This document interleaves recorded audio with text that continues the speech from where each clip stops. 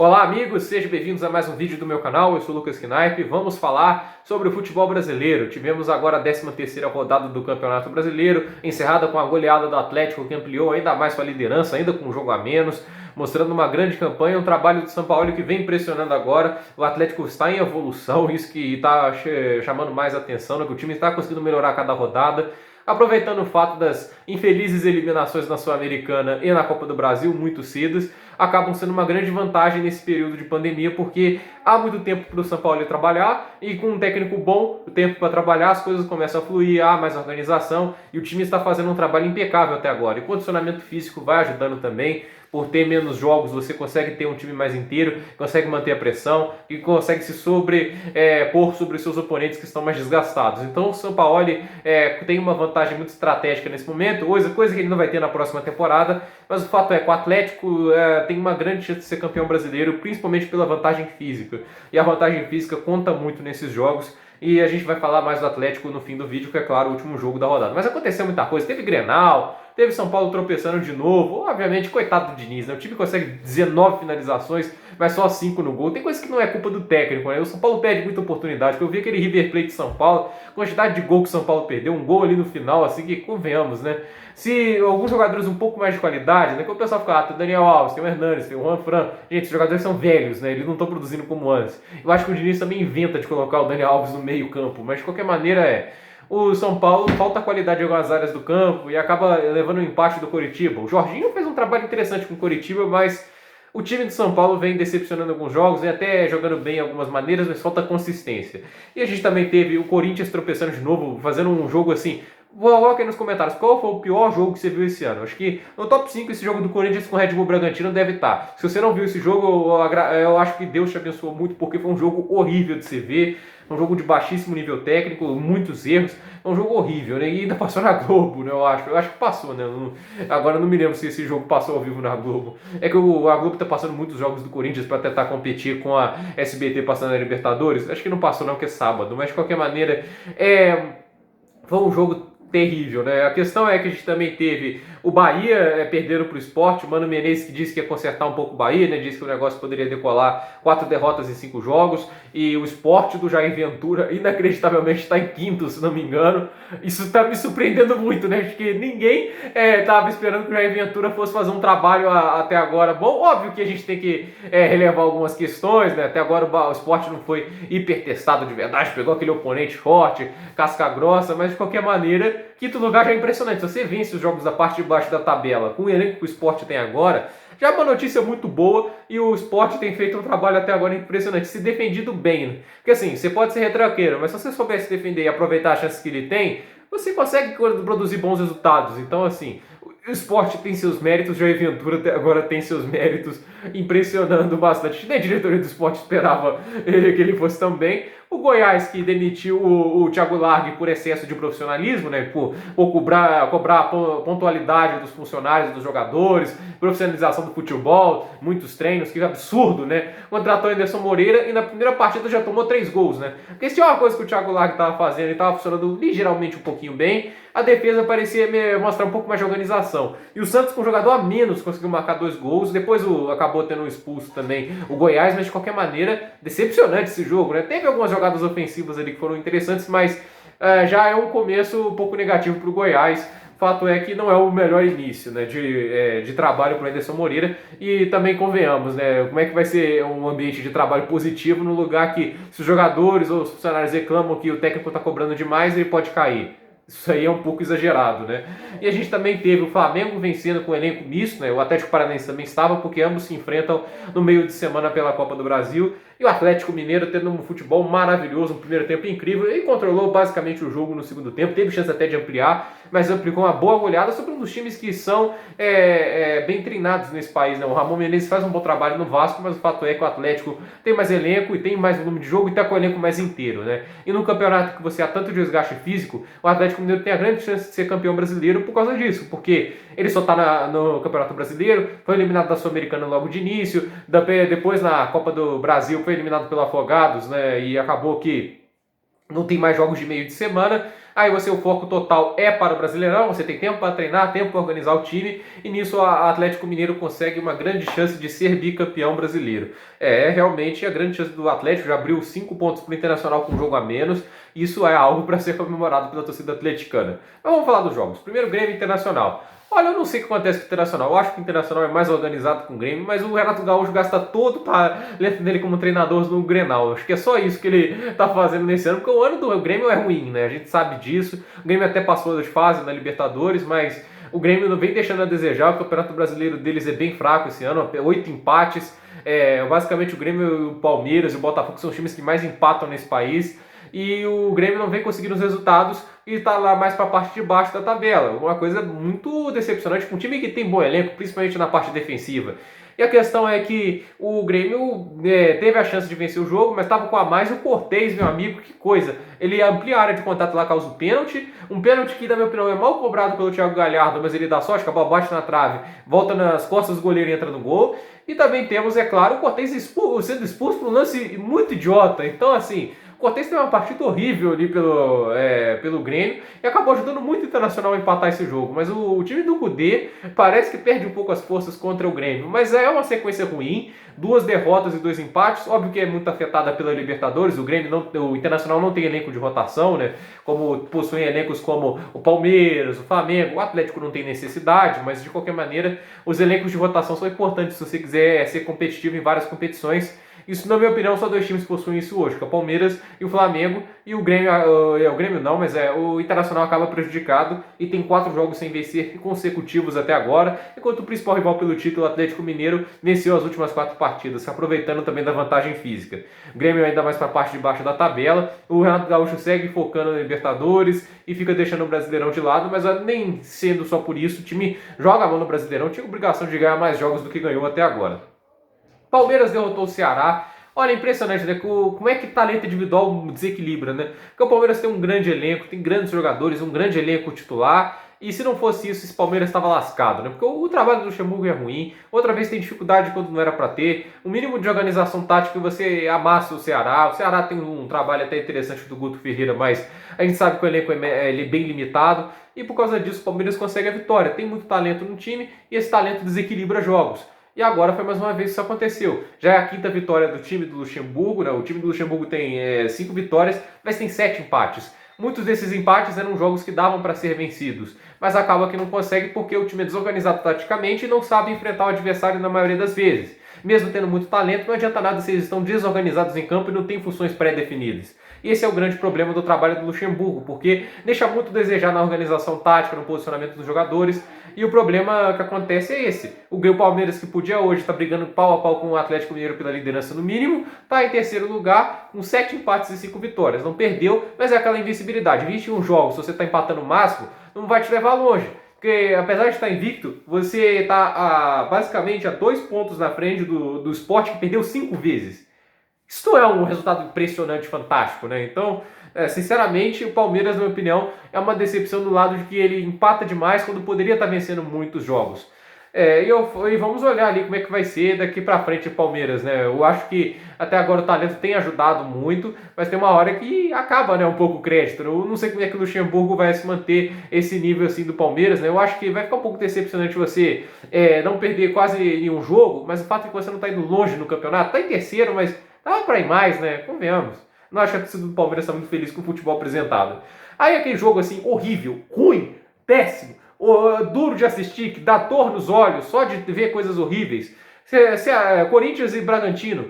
O Red Bull Bragantino veio com um hype enorme, porque veio da 2ª divisão, e até agora o Sport que está cumprindo essa função com o Jair Ventura de técnico, né? Porque o Sport está em 5º.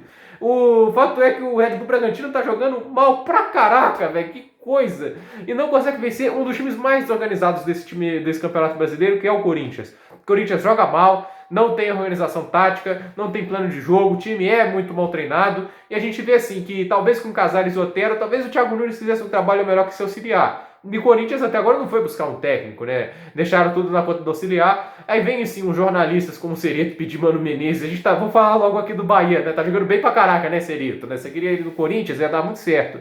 Fato é que Eu acho assim, eu sei que o Thiago Nunes não deu certo, mas o Corinthians precisa mudar um pouquinho. Eu acho que retranca não vai dar certo com o time que está agora, não traz nenhuma segurança na defesa. E também, assim, algumas peças que contrataram foi para tentar consertar o ataque. E o fato é que o Corinthians não está jogando bem, a desorganização é muito grande e eu acho que o time corre riscos de cair se não evoluir rápido. Também temos Botafogo e Fluminense. O Fluminense recebeu um gol de graça, assim, um lance bizarro, medonho, nível Harry Maguire, que foi assim, o cara foi lá, a bola ficou só picando na área, aí na hora que ele foi tentar tirar para trás, em vez do sujeito chutar pro lado, ele tenta chutar para trás e a bola acerta na própria cabeça e volta pro gol. Aqueles lances assim que fala, não acredito nisso, gente. Como é que você faz? Você é jogador profissional, você chegou longe na vida para fazer um negócio desse contra o rival. O time da Zanja abaixando, você dá um gol de graça. Que um gol de graça aquilo, né? O Botafogo não jogou bem de novo, mas conseguiu aproveitar a chance para empatar o jogo. O Fluminense perde a chance de conseguir 3 pontos, porque além de ter recebido um gol de graça, o Fluminense estava aproveitando que era o primeiro jogo que o Bruno Lazzaroni treina o Botafogo. O Botafogo não está mais treinado pelo Paulo Tuori, entra um novo técnico, que com certeza tem algumas ideias diferentes, ele pensa o futebol de maneira diferente, e nesse pouco de diferente você pode trazer um pouco de desorganização a curto prazo. E nessa desorganização, o adversário tem que aproveitar que você já está com o trabalho de mais tempo, de tentar aproveitar a chance de marcar os gols. Não foi o que o Fluminense fez e o Fluminense acaba desperdiçando uma boa chance aí de conseguir 3 pontos, avançar um pouco mais na tabela, para tentar aproveitar algum momento ruim de alguns dos times que estão à frente. Então, assim, é um jogo que os dois saem perdendo, porque o Botafogo continua no rebaixamento e chega ao seu 9º empate, que é muita coisa, enquanto o Fluminense perde a chance de subir um pouco na tabela. O Coritiba e o São Paulo fica até com pena do Diniz, porque como é que esse time perde chance? Até vi o jogo do River Plate, não foi um baile do River Plate, até que o São Paulo jogou, equilibrou bem o jogo em alguns momentos, quando tá com a bola no pé, mostra que tem qualidades do trabalho do Fernando Diniz. Sem a bola no pé é realmente ruim. O Diniz tem que aprender a trabalhar isso rápido, né? Porque não acho que é só alguns jogadores serem abaixo da média. Eu acredito que o São Paulo é. Porque muitos jornalistas estão tratando o São Paulo às vezes como aquele time fantástico, incrível. Coisa. Eu não acho que tanto assim. Tem alguns talentos, mas são talentos velhos. O Daniel Alves, o Juanfran, o Hernanes. Por mais que tenham muita qualidade técnica, são jogadores que já têm uma regressão física clara, regressão técnica acontecendo. Isso prejudica bastante. Enquanto alguns jogadores do São Paulo não consegue produzir quase nada. E o fato é que a gente tem um goleiro que vive cometendo falhas. O Thiago Volpi, assim, tudo bem, não foi uma falha, na minha opinião, aquele gol, mas de qualquer maneira, o goleiro que perdeu alguns jogos como o do Santos, ele posiciona mal a barreira, deixa o Marinho abrir aberto. A falta não é tão bem cobrada assim, ele deixa a bola passar meio metro dele. São tipos de falhas que são inaceitáveis e o São Paulo acaba perdendo pontos preciosos. Mais uma vez, por mais que tenha superioridade ao Coritiba do Jorginho, que faz um bom trabalho com as peças que lhe são dadas, o São Paulo acabou não traduzindo em resultado. Foram 19 finalizações contra 3 e o jogo ficou 1-1. Não dá para aceitar uma coisa dessa, né, gente? O São Paulo teve mais volume de jogo, mas não está conseguindo traduzir seu volume de jogo, suas muitas finalizações em resultados. E se você não consegue fazer isso, é difícil, né, meu amigo? Não vai poder ir longe dessa maneira. A gente também teve Flamengo e Atlético Paranaense. O Flamengo, na minha opinião, próprio que os auxiliares são melhores que o técnico principal, porque o Flamengo sem o Torrente melhorou bastante, tá? Eu vou ser sincero, porque o time que a gente viu contra o Independente Del Valle foi muito mais organizado, bem montado, sabendo explorar alguns defeitos do time adversário. Agora com o Atlético Paranaense também o time voltou a apresentar um futebol melhor. Então, assim, os auxiliares, né, o Jorge de Guerreiro, né, e entre outros auxiliares que estão aí, tem muito auxiliar para decorar, estão fazendo um trabalho melhor que o Torrente, porque com o Torrente, poucas vezes o Flamengo apresentou um bom jogo, mostrava muita inconsistência, e agora uma ideia de jogo bem definida foi apresentada, principalmente na marcação, né? Porque é aí que o Flamengo deixa muito a desejar com o Domenech Torrente, porque parece que ele acha que defender por posicionamento, tipo assim, você ficar na sua posição e ficar plantado igual uma rocha no campo, assim, porque naquele jogo contra o Del Valle, o time adversário tinha tempo para trabalhar a bola, que era um absurdo. De qualquer maneira, um bom jogo, 3-1, conseguiu fazer 2-0, levou um gol ali, mas acabou conseguindo controlar o jogo depois, marcou mais um, o Flamengo consegue uma boa vitória e começa a se aproximar mais do pelotão da frente, né? Não tinha elenco para ficar lá atrás quando começou, é um elenco forte, o melhor time do Brasil em questões de material para trabalhar. A questão vamos ver se vai ter organização tática e físico para chegar no líder, né? Porque isso é um problema, né? Você tá em muitas competições, Libertadores, Copa do Brasil, o físico vai se desgastando, e você também vai ter mais jogadores convocados. Vamos sempre lembrar que vai ter muitos jogadores desses times que vão ser convocados. O Atlético ganha, assim, perde alguns jogadores importantes, como o Savarino, o Júnior Alonso, entre o Alan Franco. mas tem algumas reposições para essas posições. O Flamengo vai perder mais jogadores de muito vitais, como o Everton Ribeiro, também vai acabar indo para a seleção, o Arrascaeta também vai, e esses foram os mais importantes jogadores dos últimos jogos do Flamengo. Então, você perder esses dois jogadores de muita qualidade e ter talvez enfrentar um time que não vai perder jogadores nessas convocações, pode causar problemas. Então, são sempre problemas que acontecem quando você está em muitas competições. O Atlético tem um pouco dos benefícios de terem sido eliminados nas competições anteriores. Fortaleza e Atlético Goianiense não fizeram um bom jogo, 0-0. São dois times que o trabalho até me impressiona bastante, tanto do Mancini no Atlético Goianiense como do Rogério Ceni, são trabalhos legais. O Rogério Ceni tem tudo para ser um dos grandes técnicos, o Mancini vem me impressionando, até porque eu não esperava isso dele. Ele fez um trabalho no Atlético Mineiro que me deixou um pouco a desejar. A única coisa que eu gostei é que ele fazia uma boa análise dos adversários. É isso que vem garantindo ao Atlético Goianiense uma campanha razoável até agora. Consegue boas vitórias, consegue alguns empates, busca resultados quando dá, quando sofre duas chances. Não é um time que se contenta com o empate. Então acho que o Mancini merece alguns créditos por isso, porque tem feito um trabalho interessante. O Rogério Ceni também corre atrás do resultado. Então alguma geração de técnicos, até há esperança para alguns técnicos brasileiros. Alguns estão mostrando trabalhos interessantes.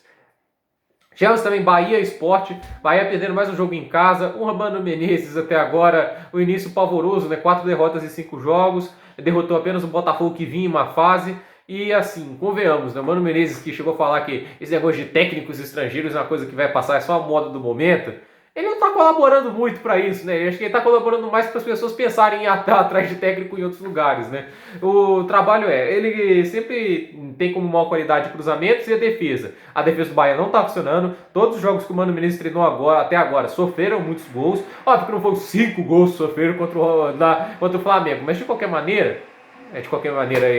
vai ser assim, eu já estou muito tempo gravando, então o Mano Menezes não está conseguindo organizar nem a defesa e nem o contra-ataque, os cruzamentos do Bahia, e assim, o time tem qual qualidade? É o que ele sabe fazer, e o Sport, um pouco que, assim, eu não esperava isso do Jair Ventura, gente. O Jair Ventura teve um trabalho bom na vida, que foi o começo de trabalho dele no Botafogo, e depois o negócio descarrilou. E a gente sabe, né, o time foi retranqueiro contra o Mano Menezes, temos que sempre lembrar assim, pensava, o venturismo. O time teve 5 finalizações contra 23. O quão retranqueiro você tem que ser para ter mais ou menos 1/4 das finalizações do time que é treinado pelo Mano Menezes?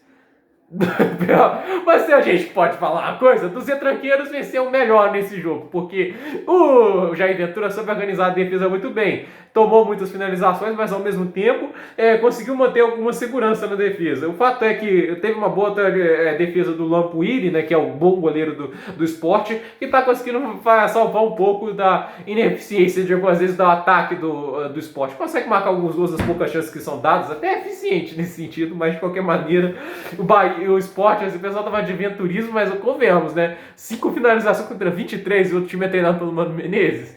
Não é um futebol que me agrade, mas tendo resultados, isso importa mais do que o futebol agradar visualmente, né? Porque futebol bonito, convenhamos, né? A gente quer resultados.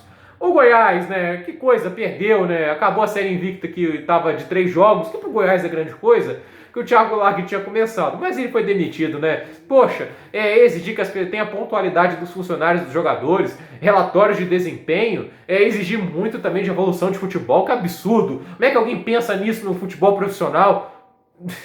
Não dá pra levar a sério. Demitiram o cara, chamaram o Anderson Moreira, treinador paizão pelo jeito, né? Que vai fazer o que os jogadores querem, que os funcionários que não querem trabalhar querem. Não dá pra levar isso a sério. E já logo na primeira partida leva 3 gols do Santos, só porque o Santos tem qualidade, mas que jogou a maior parte do tempo com um jogador a menos e ainda conseguiu vencer. Isso é muito absurdo, assim, convenhamos. Até consegue marcar um gol, né? Aproveita da falta de jogadores que o Santos tinha, né? Porque, obviamente, é mais fácil atacar quando você tem um jogador a menos do outro time. Você tem mais espaço para trabalhar algumas jogadas. Então, basicamente, o Goiás até desconta com o Vitor Andrade, mas é um time que ainda apresenta muita desorganização e queimaram um trabalho que poderia ter futuro pelo perfil que o técnico Thiago Largue apresentava, de ter mais esforço, de ter a trabalhar mais nos jogadores, trabalhar com pontualidade, mesmo que não evoluísse taticamente, poderia facilmente evoluir fisicamente. E o fato é que esse trabalho, né, não ter tido sequência porque a diretoria ficou insatisfeita com o fato de que ele estava exigindo coisas padrão de um futebol profissional, me deixa muito decepcionado. Então eu não fico muito triste quando o Goiás perde um jogo, ainda chamando o cara que teve um trabalho horrível na frente do Cruzeiro agora na Série B. Então assim, eu fico bem irritado e acaba perdendo o primeiro jogo, né? Vamos sempre lembrando aqui que o Goiás na próxima rodada pega o Fluminense, que por mais que não atravesse a melhor fase, é um time que tem um trabalho de mais tempo e tem mais talento, né? E para encerrar a rodada, Atlético Mineiro 4-1 no primeiro tempo, no segundo administrou, deu até a chance para os garotos, uma coisa que eu gostei mais, e também vão ter nos próximos 3 jogos mais oportunidades, tanto para esses jogadores, para o Marquinhos, para o Dilan, para o Marrone, né? Finalmente o Marrone merece um pouco de espaço também, ele joga de ponta, ele pode substituir o Savarino que vai para a seleção venezuelana. Fato é que jogo bonito do Atlético, né? Muito bom. O time conseguiu marcar 4 gols, conseguiu a marcação alta, sufocou o Vasco. O Vasco até conseguiu fazer um golaço do Benítez de bicicleta, se aproveitando da falha do Hever, que deu uma de Harry Maguire também. Que o Maguire falhou de várias vezes naquele lance do primeiro gol contra o Tottenham, mas uma delas foi um recuo de cabeça que ele fez mal e ajeitou a bola pro Benítez. Só que o volume de jogo do Atlético é tão impressionante que não deixou o Vasco respirar. E impressionante, né? O Vasco ainda acaba tendo expulso depois, mas o Atlético manteve o domínio, buscou mais gols, isso eu acho muito legal. 20 finalizações contra 5, 7 na direção do gol. O Atlético mostra muita força. O legal assim das áreas do jogo, mais de 60% do tempo a bola foi jogada na área do Vasco, assim, mais adiantado. Então, assim, o campo de defesa do Vasco sofreu a maior parte do tempo do jogo, né? Assim, a bola estava na defesa do Vasco a maior parte do tempo, né? O Atlético sempre sufocando, sempre criando muitas oportunidades. É um time bem organizado, tem jogadores bons, de muita qualidade, né? Muita gente fala que o elenco é fraco, não é. O pessoal superestima um pouco o São Paulo nisso, se fala, não, o elenco é horrível, o São Paulo que faz. Tem bons jogadores, o que não parece mostra ser um bom jogador, o Sacha também traz criatividade, o Natan infiltra muito bem, Savarino tem bons dribles e tem uma boa visão de jogo, consegue fazer muitas chances, o Júnior Alonso é um zagueiro sólido pra caramba, versátil, joga pela lateral, o Arana sobe muito bem pro ataque, esteve na Europa. Assim, o pessoal até subestima muito o Atlético, o jornalista, para tentar engrandecer o São Paulo. O elenco é bom, o elenco está entre os 5 melhores do país, na minha opinião, porque ele possui qualidade em todos os aspectos do campo, mesmo que não sejam cracassos de bola, são jogadores que conseguem se complementar e formar um time muito forte. É o mesmo que acontece, talvez, com o Atalanta, que tem bons jogadores também, não é que o Gasperini tira tudo da manga, se os jogadores não têm nada e não funcionam. O Gosens, por exemplo, é lateral titular da seleção alemã, mas o fato é que com a organização tática e os jogadores certos, o time vai longe. E aí foi mais uma vez que foi apresentado. Uma boa atuação do Atlético, 4-1 sobre o Vasco, que não é um time qualquer até agora nesse Campeonato Brasileiro. Começou bem, teve boas vitórias, venceu o São Paulo, mostrou muito trabalho em vários momentos, mas acaba que o choque de realidade vem. O elenco não é tão forte para brigar lá em cima. Como é que fica o Campeonato Brasileiro após esses jogos? E eu vou falar sempre primeiro os jogos, depois a pontuação, porque está muito confuso. Esse calendário da CBF é uma porcaria completa, mas temos que falar aqui. Em primeiro lugar, o Atlético Mineiro, 12 jogos, 27 pontos. Sempre lembrando que o Atlético tem 25 gols no Campeonato Brasileiro. O segundo melhor ataque assim é o do Santos com 18. Então, basicamente, o Atlético Mineiro tem feito um grande trabalho com seu ataque. Em segundo lugar, o Internacional com 13 jogos, 22 pontos. Um saldo positivo para o Cudê. A defesa é a única que tomou menos de 10 gols. O Atlético tomou 14 e o time do Cudê tomou 9. Então, impressionante até agora o trabalho bem feito na defesa do Internacional. Em terceiro é o Palmeiras com 12 jogos, 22 pontos. Em quarto é o Flamengo com 12 jogos, 21 pontos. Em quinto, o Sport com 13 jogos e 20 pontos. E o Santos é o sexto com 13 jogos, 20 pontos. Sempre lembrando que pode ser punido por 6 pontos por causa da transferência não paga do Kleber Reis do Hamburgo. São Paulo é o sétimo com 12 jogos, 20 pontos. O Vasco é o oitavo com 12 jogos, 18 pontos. O Fluminense é o nono com 13 jogos, 18 pontos. Fortaleza é o décimo com 13 jogos, 17 pontos. Atlético Goianiense é o 11º com 13 jogos, 15 pontos. O Atlético Paranaense é o 12º com 12 jogos, de 14 pontos. Ceará é o 13º com 13 jogos, 14 pontos. O Corinthians é o 14º com 13 jogos, 14 pontos. O Grêmio é o 15º com 12 jogos, 14 pontos. O Bahia é o 16º com 13 jogos, 12 pontos. E na zona de abaixamento temos o Coritiba com 13 jogos, 12 pontos. O Red Bull Bragantino com 13 jogos, 12 pontos. O Botafogo com 13 jogos, 12 pontos também, 19º. E em último lugar, com 10 jogos, 9 pontos, o Goiás, né? Sempre lembrando que eles demitiram o técnico que trouxe mais da metade desses pontos por excesso de profissionalismo, né? Não consigo levar isso a sério, gente. Isso tá me dando de cabeça. Mas só lembrando aqui, a pior defesa do campeonato é a do Bahia com 22 gols sofridos. E até o Ceará, que alguns elogiam, precisa consertar a defesa. Já são 20 gols sofridos nesses jogos. É muito gol sofrido por um time só. E os artilheiros do campeonato são Thiago Galhardo com 10 gols, Marinho com 8 e Keno do Atlético Mineiro tem 7 gols. Nas assistências, Marinho tem 4, Jordiano e Arrascaeta tem 3 e Alisson tem 3. Na média de pontuação, o goleiro do Sport tem sido o melhor jogador dos campeonatos. Talvez tenha sido mais mérito dele que o Jair Ventura, mas de qualquer maneira vamos dar um pouco de mérito pro técnico, que já sofre muito com zoações, né? Ele tem a maior média de pontuação, 7,53. Ele, por enquanto, é o melhor jogador do campeonato, junto com Marinho e De Arrascaeta pelo SofaScore. Gente, por esse vídeo é isso. Dúvidas, comentários, deixe seu like, se inscreva no canal, compartilhe esse vídeo. Desculpe do barulho ambiente, mas tá meio complicado aqui em casa, então vai ser com barulho ambiente, barulho de liquidificador, com telefone. Mas eu espero que vocês tenham gostado desse vídeo. Se gostou, deixe seu like, se inscreva no canal, compartilhe esse vídeo. E até a próxima análise da rodada do Campeonato Brasileiro, né? E vamos ver como é que vai funcionar com esse calendário todo apertado e todo bagunçado, né? Porque a CBF não vai parar na data FIFA. Até o próximo vídeo.